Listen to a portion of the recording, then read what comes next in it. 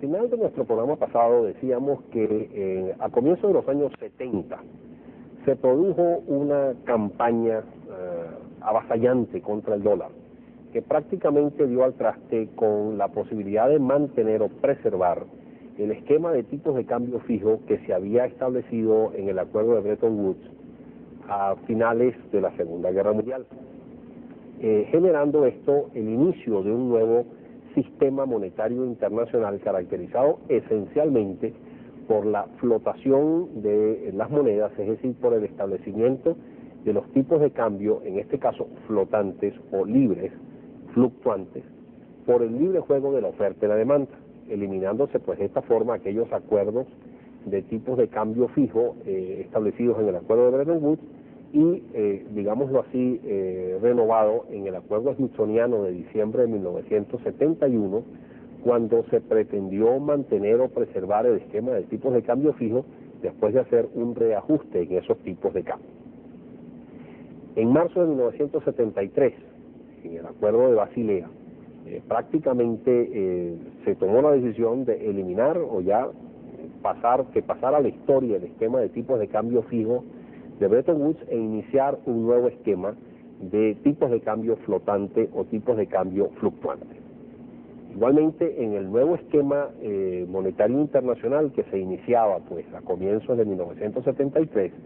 el oro iba a perder el papel preponderante que había tenido en el acuerdo de Bretton Woods, ya que aquella convertibilidad del dólar por oro quedaba completamente eliminada, y el papel que iba a jugar este metal precioso en el nuevo sistema monetario internacional iba a ser disminuido en una forma sustancial. Se eliminó lo que se denominaba el mercado oficial del oro, que tenía un precio, que establecía un precio fijo de ese metal precioso, y que ese precio estaba a razón de $35 por onza troy de oro hasta fines de 1971, y después del acuerdo smithsoniano había pasado a $38 la onza troy de oro, habiendo existiendo un mercado paralelo del oro donde el precio de ese metal pues se establecía por el libre juego de la oferta y la demanda. Ya prácticamente después del acuerdo de Bretton Woods, del acuerdo de Basilea de marzo de 1973,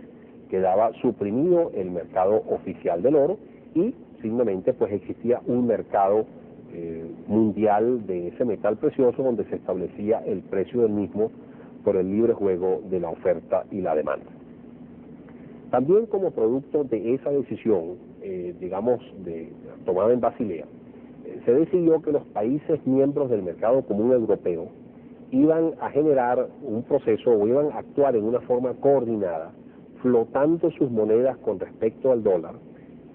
pero tratando de mantener un tipo de cambio fijo entre las monedas de los distintos países de la Comunidad Económica Europea. Es decir, que todas las monedas iban a subir o bajar en una forma uniforme con respecto al dólar, dependiendo de si se apreciaban las monedas europeas o si se fortalecía el dólar en un momento dado. Y que como máximo ese tipo de cambio fijo, ese tipo de cambio establecido entre las distintas monedas europeas iba a poder fluctuar por encima o por debajo en un porcentaje no mayor a 2,25%, estableciendo pues unas bandas de fluctuación bastante estrechas. Y eso hizo entonces que, todas las monedas europeas fluctuaran más o menos al unísono con respecto al dólar, y que cuando entonces, como ya decía, se fortalecían las monedas europeas, pues entonces la cotización subía, y cuando se debilitaban las monedas europeas, la cotización bajaba, creando entonces lo que se dio por llamar la serpiente europea,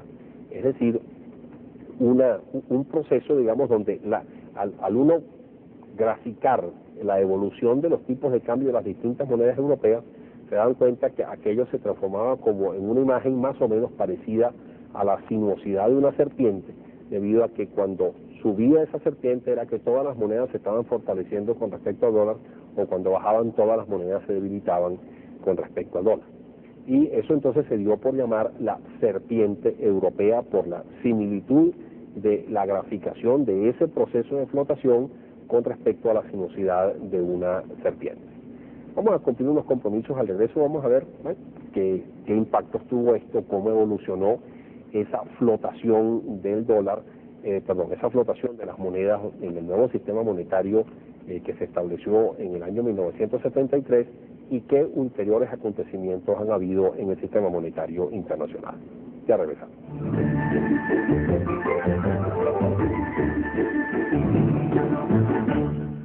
Después de varios años de flotación de las monedas,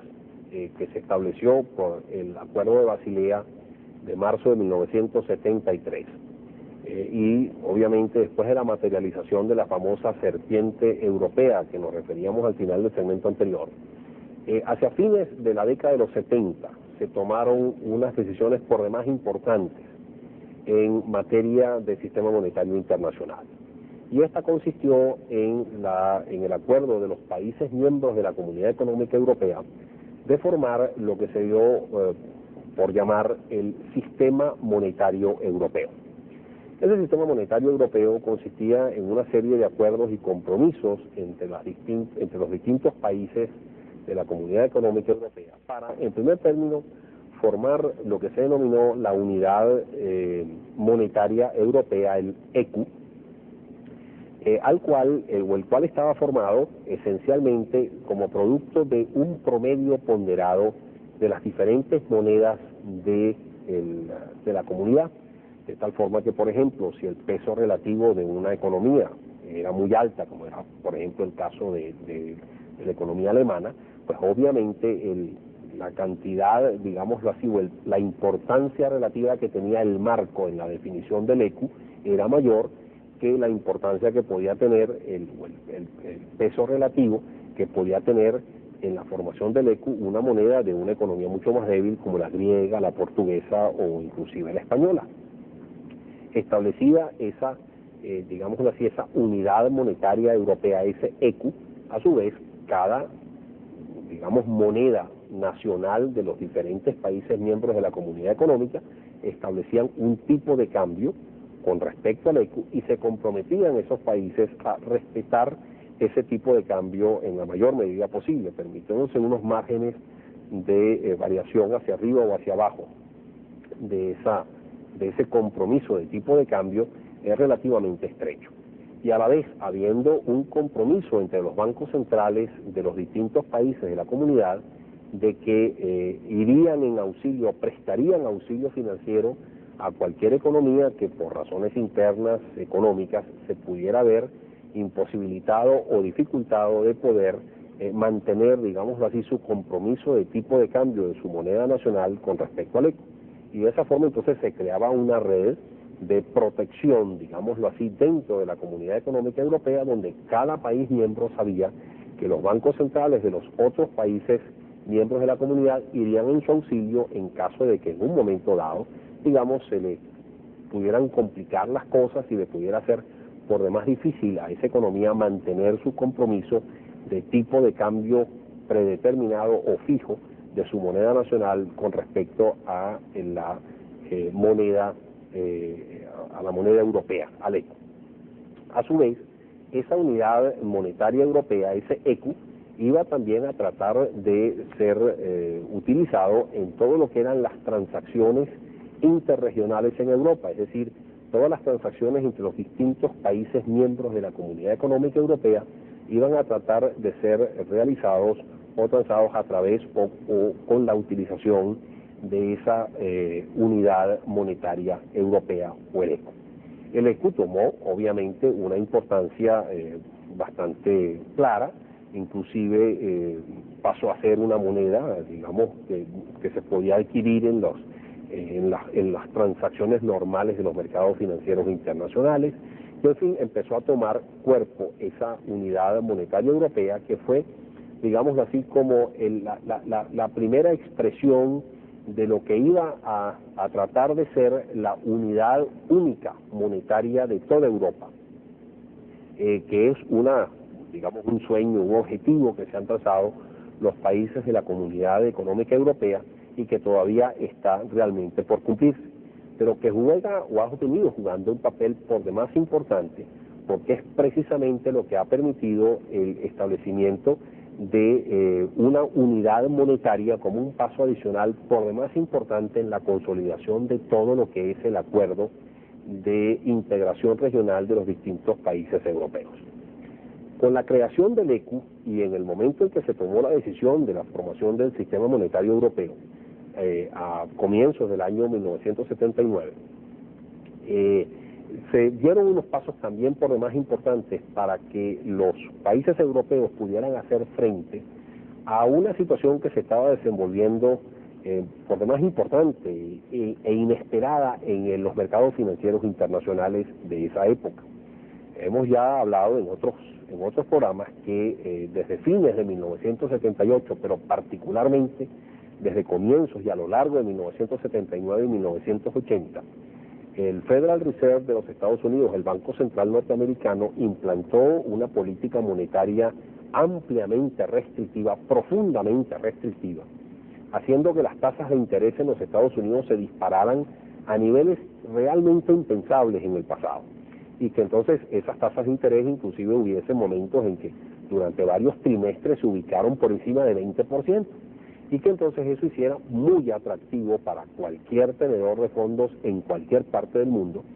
convertir sus fondos de una moneda local a dólares y beneficiarse de esas elevadísimas tasas de interés que ofrecían o que se ofrecían tanto en los Estados Unidos como también en el llamado mercado de eurodólares, que no son otra cosa que el mercado formado por los depósitos de dólares en cualquier lugar fuera de los Estados Unidos. Con esas altísimas tasas de interés generadas o causadas por esa política monetaria ampliamente restrictiva, pues eso hacía muy atractivo para cualquier tenedor de fondos convertir sus marcos, sus yenes, sus bolívares, sus pesos, sus libras esterlinas por dólares y beneficiarse de esas altísimas tasas de interés. Pues bien, el acuerdo de formar el sistema monetario europeo se tomó precisamente en ese ambiente por demás traumático que causó el disparamiento de las tasas de interés, y fue por demás importante llegar a esos convenimientos de la formación del sistema monetario europeo, porque fue lo que dio en cierto modo uniformidad, lo que dio en cierto modo homogeneidad a las políticas o a decisiones de políticas monetarias que tomaban los países europeos para manejar esta situación por demás irregular e inesperada de un disparamiento de las tasas de interés en el mercado norteamericano y en el mercado de eurodólares. Y eso en cierto modo pues le permitió manejar la situación a los países de la Comunidad Económica Europea en una forma bastante inteligente y bastante ordenada con respecto a esa situación que se vivía por el disparamiento de las tasas de interés en los Estados Unidos. Ulteriormente, y un poco más, un par de años más tarde, mejor dicho, un par de años más tarde, no, 11 años más tarde, se dio otro paso fundamental o trascendental en el sistema monetario internacional, como fue el acuerdo de Maastricht, digamos, acuerdo a que se llegó precisamente en la reunión que se realizó en la ciudad holandesa de Maastricht en el año 1991, donde los países de la Comunidad Económica Europea decidieron tomar una serie de decisiones importantes para adelantar el proceso de unificación monetaria total de la Comunidad Económica Europea, y por lo tanto de la creación de una serie de condiciones para que esa unificación monetaria total pudiera realmente alcanzarse.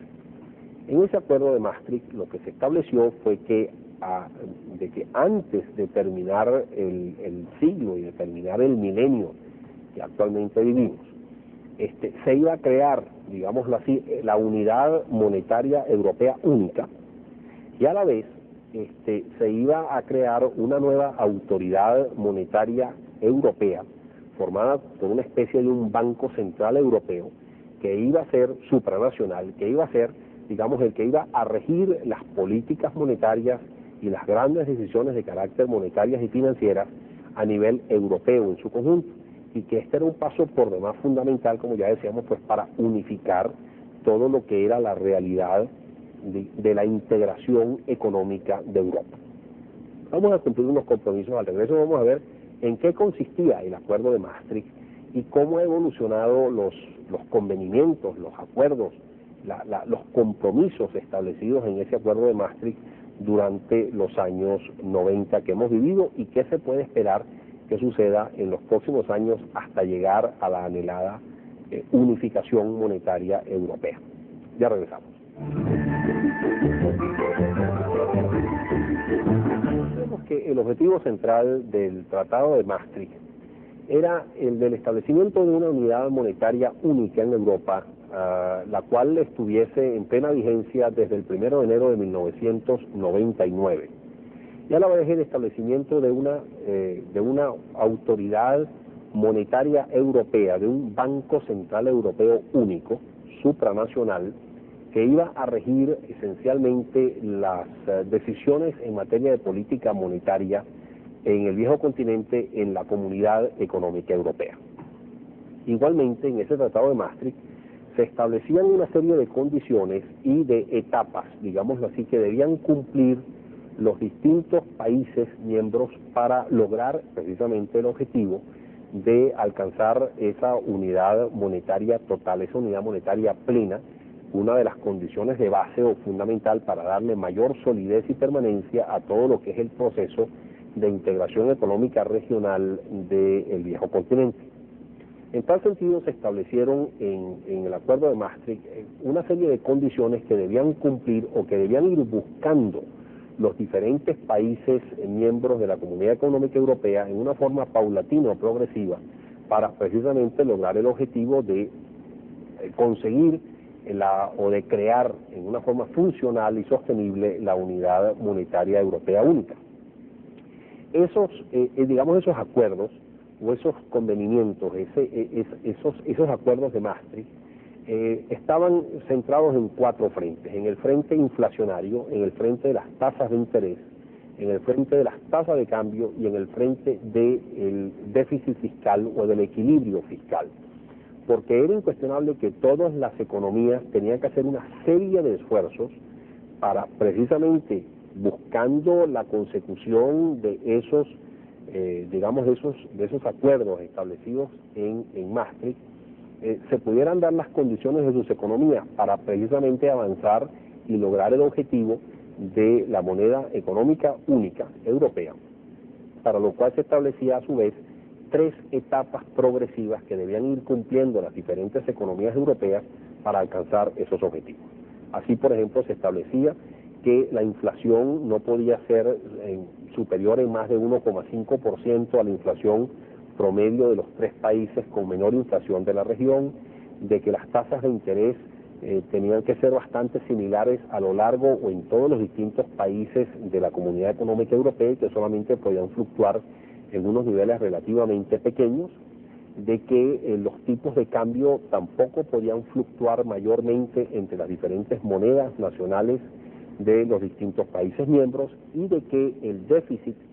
de los sectores públicos de los distintos países no podía ser superior a 3 puntos porcentuales o equivaler a más de 3 puntos porcentuales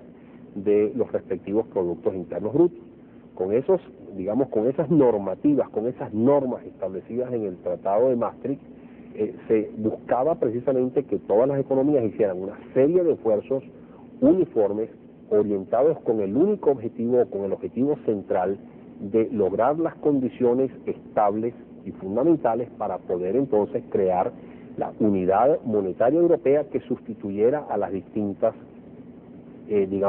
monedas de los distintos países y se pudiera también entonces dar la condición de crear una unidad, un banco central supranacional que manejara todo lo que era la política monetaria europea. Hasta ahora algunos de los países, no todos los países de la Comunidad Económica Europea, han mostrado su compromiso formal con el logro del objetivo de establecer esa moneda única el 1 de enero de 1999. Otros han cuestionado de que les es sumamente difícil o complejo poder cumplir con los acuerdos o con, las normativas de Maastricht, porque tienen limitaciones internas dentro de sus economías, porque les es difícil poder lograr los objetivos establecidos en esa norma de Maastricht, y por lo tanto han pedido postergar su decisión de incorporarse a el logro de la unidad monetaria única, pero el hecho es que incuestionablemente está habiendo un movimiento sólido que cada vez se ve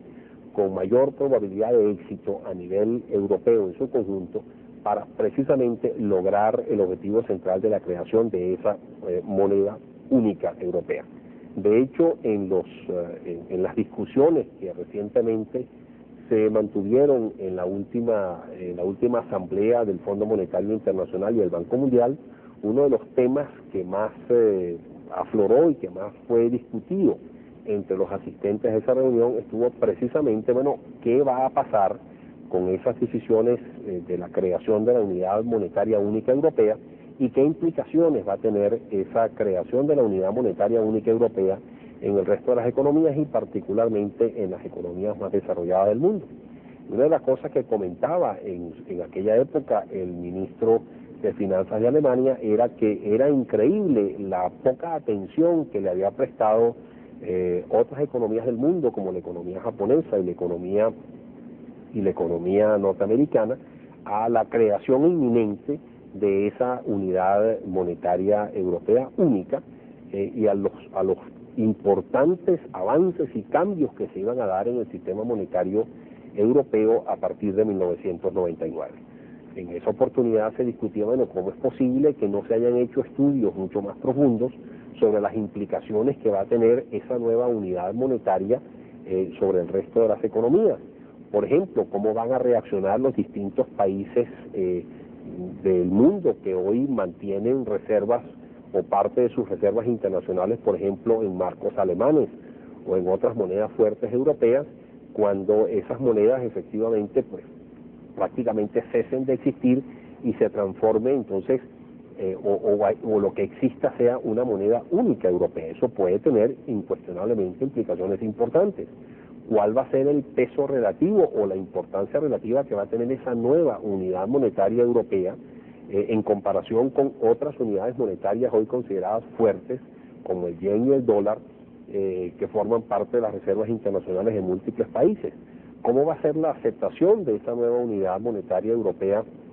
en el resto de las economías del orbe? Los bancos centrales van a aceptar a esa nueva unidad monetaria europea con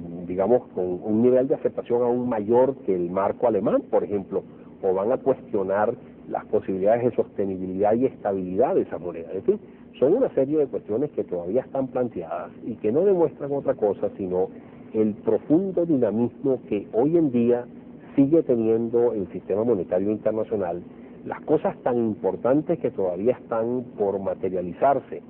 en el futuro, digámoslo así, en el futuro inmediato dentro de la economía mundial, y qué nuevos acontecimientos realmente van a suceder dentro de ese sistema monetario internacional. Cómo los países europeos, por ejemplo, van a seguir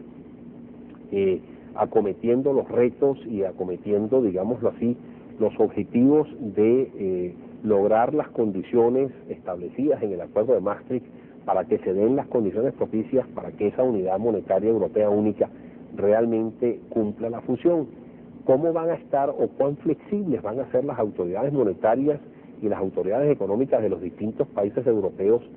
para, pasar sus decisiones nacionales típicas en materia monetaria, en materia cambiaria, etcétera, a una nueva autoridad supranacional que no estará bajo el control directo de las autoridades económicas de esos países? En fin, son cuestiones realmente críticas que hay todavía por resolver y cuestiones que se preguntan particularmente los estados más pequeños de esa comunidad económica europea, de decir, bueno, ¿cómo yo con un nivel de desarrollo relativo mucho menor que el que pueden tener otros países como Alemania, Francia o Inglaterra, voy a mantener las condiciones para que esa moneda supranacional o esa moneda europea única realmente funcione? Como ustedes ven, pues son una serie de retos que están planteados, son una serie de incógnitas que están planteadas, pero sin duda alguna, es un proceso que está en marcha, un proceso, yo diría, prácticamente irreversible, que está en marcha y que va a definir incuestionablemente un nuevo sistema monetario internacional que en el tercer milenio, que está próximo a iniciarse, va incuestionablemente a marcar un cambio radical en cuanto a lo que va a ser el sistema monetario internacional que va a vivir el mundo durante el siglo XXI en comparación a lo que tradicionalmente se vivió durante la segunda mitad del siglo XX. Son retos, son cuestiones por demás interesantes, son cuestiones por demás fundamentales que nos afectarán a todos, porque esas decisiones se reflejarán en todas las economías del mundo y por lo tanto es un tema que tenemos que seguir muy de cerca para ver cómo realmente esa evolución y esos cambios en el sistema monetario internacional nos afectarán. Reciban un cordial saludo y hasta la próxima.